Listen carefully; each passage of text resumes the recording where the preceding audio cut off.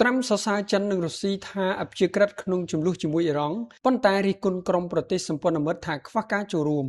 ប្រធានាធិបតីសហរដ្ឋអាមេរិកលោកដូណាល់ត្រាំបានពិពណ៌នាអំពីប្រធានាធិបតីចិនលោកស៊ីជីនពីងនិងប្រធានាធិបតីរុស្ស៊ីលោកវ្លាឌីមៀពូទីនថាបានរក្សាជំហរអព្យាក្រឹតក្នុងអំឡុងពេលមានសង្គ្រាមជាមួយប្រទេសអ៊ីរ៉ង់ដោយលោកបានគូបញ្ជាក់ថាមេដឹកនាំទាំងពីរមិនបានរារាំងកិច្ចខិតខំប្រឹងប្រែងរបស់លោកក្នុងការទប់ស្កាត់មហិច្ឆតានុយក្លេអ៊ែររបស់ទីក្រុងតេហឺរ៉ង់នោះឡើយលោកត្រាំបានថ្លែងបន្ទាប់ពីអនុម័តកិច្ចព្រមព្រៀងបទចម្បាញ់ក្នុងចំនួននេះថាខ្ញុំគ្រាន់តែចង់ថ្លែងអំណរគុណដល់ពួកគេព្រោះពួកគេបានធ្វើឲ្យស្ថានភាពមានភាពប្រសើរឡើងច្រើនលោកបានបន្ថែមទៀតថាខ្ញុំចង់អរគុណប្រទេសចិននិងប្រធានាធិបតីស៊ីខ្ញុំធ្លាប់បានជួបជាមួយគាត់ហើយគាត់បានរក្សាជំហរអព្យាក្រឹតទាំងស្រុងដែលខ្ញុំពិតជាកោតសរសើរខ្លាំងណាស់ហើយខ្ញុំក៏ចង់អរគុណលោកវ្លាឌីមៀពូទីនផងដែរគាត់មានជំហរអព្យាក្រឹតបំផុតពួកគេពិតជាអាចធ្វើឲ្យរឿងនេះកាន់តែពិបាកសម្រាប់យើងប្រសិនបើពួកគេចង់ធ្វើ